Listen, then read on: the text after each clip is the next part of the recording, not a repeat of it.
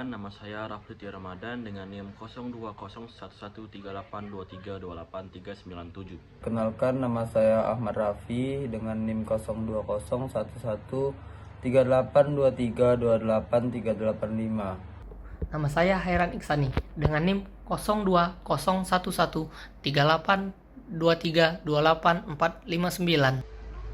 Asas-asas hukum tata negara. Menurut Undang-Undang Dasar 1945, asas-asas di dalam hukum tata negara merupakan suatu hukum positif yang memberikan arahan dan petunjuk dalam sebuah hukum atau aturan sebagai pijakan yang berlaku dalam penyelenggaraan negara. Menurut Budi Susetio, mempelajari asas hukum tata negara suatu negara tidak luput dari penyelidikan tentang hukum positifnya, yaitu Undang-Undang Dasar. Karena dari situlah kemudian ditentukan tipe negara dan asas kenegaraannya.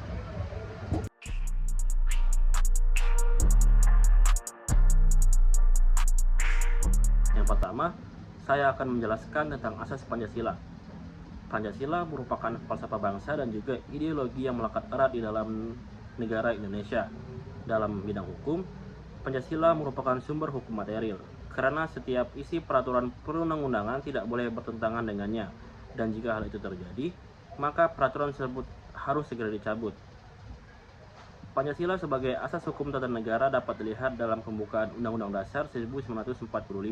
Indonesia menerapkan Pancasila karena memiliki keberagaman yang kaya dan dalam setiap daerah di seluruh Nusantara dapat dilihat dari hal-hal berikut. Yang pertama, negara Indonesia memiliki keanekaragaman suku, budaya, dan bangsa. Yang kedua, agama merupakan suatu kepercayaan yang melekat dalam hak yang ada pada setiap warga Indonesia. Agama yang diakui oleh pemerintah dan undang-undang ialah Islam, Kristen, Katolik, Hindu, Buddha, dan Konghucu. Selanjutnya, kebudayaan yang menjadi suatu ciri khas bangsa dalam hal kekayaan tradisi di suatu negara. Selanjutnya, bahasa. Bahasa adalah suatu kebutuhan primer bagi makhluk hidup yang merupakan unsur penting dalam suatu identitas nasional, yang juga melekat erat kepada setiap individu. Selain itu, pada unsur identitas nasional, Negara Kesatuan Republik Indonesia di atas dapat pula dirumuskan pembagian yang dijadikan menjadi 3 bagian. Yang pertama, identitas fundamental, yaitu Pancasila merupakan falsafah bangsa, ideologi negara, dan dasar negara. Yang kedua, identitas instrumental, di mana Undang-Undang Dasar Negara Republik Indonesia 1945 serta peraturan perundang-undangannya, lambang negara, bendera negara, bahasa Indonesia, dan serta lagu kebangsaan Indonesia Raya. Yang ketiga, identitas alamiah, yang meliputi negara kepulauan dan pluralisme dalam suku, bahasa, budaya, dan agama.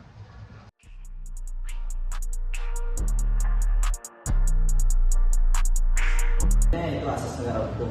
Setelah Undang-Undang Dasar 1945 diamandemen, maka telah ditegaskan dalam pasal 1 ayat 3 bahwa negara Indonesia adalah negara hukum, di mana sebelumnya tersudah diatur dalam penjelasan UUD 1945. Negara yang terdiri dari di atas hukum yang menjamin kedaulatan para warga negaranya berdasar sesuai dengan aturan hukum. Asas negara hukum atau rehtat cirinya yaitu yang pertama, adanya UUD atau konstitusi yang memuat tentang hubungan antara penguasa dan rakyat. Dan kedua, adanya pembagian kekuasaan diakui dan dilindungi adanya hak-hak kebebasan rakyat. Unsur-unsur atau ciri-ciri khas daripada suatu negara hukum adalah yang pertama, adanya pengakuan dan perlindungan terhadap hak-hak asasi manusia yang mengandung persamaan dalam bidang politik, ekonomi, sosial, dan kultur dan pendidikan. Dan yang kedua, adanya peradilan yang bebas dan tidak memihak, tidak dipengaruhi oleh suatu kekuasaan atau kekuatan lain apapun. Dan yang ketiga, adanya legalitas dalam arti hukum dalam semua bentuknya. Yang keempat, adanya undang-undang dasar yang memuat ketentuan tertulis tentang hubungan antara penguasa dan rakyat. Dan yang kelima, adanya pembagian kekuasaan, distribution of power. Kemudian selain adanya konsep rehtat yang dikenal juga konsep the rule of law yang berkembang dari lahir di negara Anglo-Saxon yang berlandaskan pada sistem hukum common law serta bersifat judicial, yaitu di mana suatu keputusan ataupun jurisprudensi. Istilah the rule of law dapat ditinjau dalam 2 arti, yaitu sebagai berikut. Yang pertama, adanya rule of law dalam arti formal, dikenal sebagai suatu kekuasaan publik di mana tersistem secara terorganisasi, di mana ini memiliki suatu tindakan dan perbuatan atau kaidah-kaidah norma serta hukum yang didasarkan pada hierarki suatu perintah yang dari yang lebih tinggi. Unsur-unsur rule of law dalam arti formil meliputi yang pertama ada perlindungan terhadap HAM, yang kedua setiap tindakan pemerintah harus didasarkan pada peraturan perundang-undangan, dan yang ketiga ada distribution of power, dan yang terakhir yaitu adanya peradilan administrasi yang mandiri.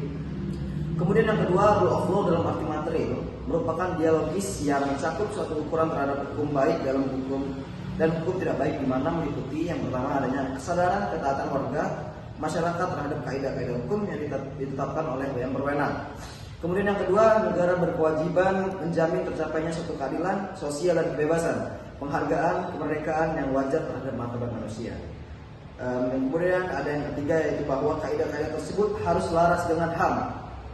Dan yang keempat, adanya peradilan yang bebas serta merdeka dari intervensi kekuasaan dan kekuatan apapun. Dan yang kelima, yaitu adanya tata cara yang jelas dalam proses untuk mendapatkan keadilan terhadap perbuatan yang sudah menang dari penguasa. Itu saja, terima kasih. Wassalamualaikum warahmatullahi wabarakatuh.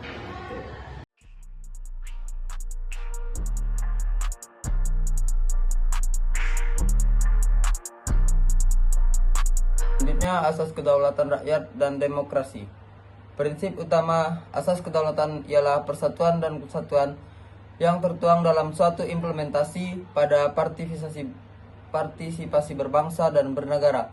Adapun pengertian kedaulatan adalah suatu kewenangan atau kekuasaan yang tertinggi pada suatu daerah atau wilayah. Artinya kedaulatan rakyat merupakan kekuasaan ada pada di tangan rakyat.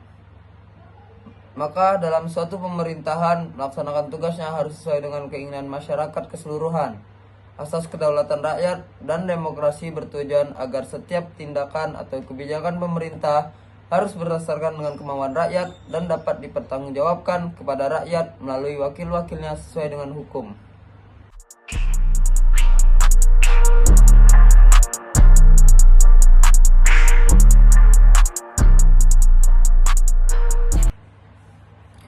Selanjutnya, asas kesatuan.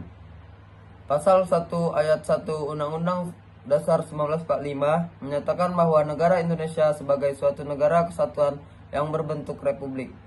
Maknanya bahwa kekuasaan tertinggi atas semua urusan negara ada di tangan pemerintahan pusat. Negara Kesatuan Republik Indonesia dapat menjadi dasar suatu proses persatuan dan juga kesatuan di mana saling untuk mengingat akan bangsa Indonesia memiliki keragaman suku, agama, bangsa, budaya, serta wilayah yang sangat luas, di mana ini menjadi suatu warisan yang tidak boleh disia-siakan dan harus tetap dipersatukan sesuai dengan semboyan kita, Bhinneka Tunggal Ika. Dengan demikian, negara harus mengakomodir atas kekayaan yang ada untuk menjadi suatu identitas demi terciptanya sebuah persatuan dan kesatuan yang mana tertuang di dalam Pancasila yang menjunjung tinggi persatuan dan kesatuan bangsa dan negara.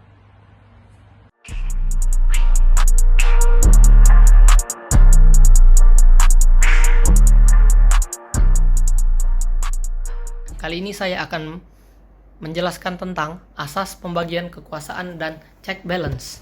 Suatu proses pembagian kekuasaan negara bertujuan agar terhindar dari adanya suatu kesewenang-wenangan kekuasaan yang dilakukan oleh oknum penguasa. Menurut teori Montesquieu, yang biasa disebut dengan trias politika, pembagian suatu kekuasaan dibagi menjadi 3, yakni eksekutif, legislatif, dan yudikatif. Pembagian kekuasaan berarti bahwa kekuasaan itu dibagi-bagi dalam beberapa bagian, tidak dipisahkan, yang mampu memungkinkan adanya kerjasama antar bagian-bagian itu.